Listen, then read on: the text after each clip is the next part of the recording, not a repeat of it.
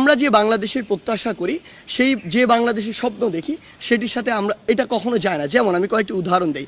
আমরা নিজে বিভিন্ন ভাইরাল ভিডিও দেখেছি যে আমার বাবার বয়সী একজনকে কান ধরে উঠবোস করানো হচ্ছে, আমার বাবার বয়সী একজনকে বিবস্ত্র করানো হয়েছে এবং মানুষজন যা ইচ্ছা তাই বলছে। অসংখ্য মানুষের ফোন চেক করা হচ্ছে। আমি দেখেছি আমার মায়ের বয়সী একজনের গায়ে হাত তোলা হয়েছে।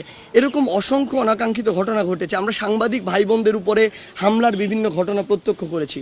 আমাদের জায়গা থেকে স্পষ্ট কথা, যেই স্পিরিটটিকে সামনে রেখে আমরা এই গণবিপ্লবটি করেছি, 16 বছরে যে নির্যাতন, নিপীড়ন কিংবা মানুষের যে প্রকাশ করার, যে কোনো অনুভূতি প্রকাশ করার, কথা বলার যে অধিকারটি ছিল সেটি যে হরণ হয়েছিল, এই সব কিছু দুর্নীতি থেকে শুরু করে নিপীড়ন, অত্যাচার, এগুলোর বিরুদ্ধে গিয়ে কিন্তু এই গণবিপ্লব। এটার কারণ ছিল যে আমরা আসলে এমন কিছু একটা, এমন নতুন একটা বাংলাদেশ চাই যেই বাংলাদেশে আসলে সবাই সবার কথাটি বলতে পারবে, সবার মত প্রকাশ করতে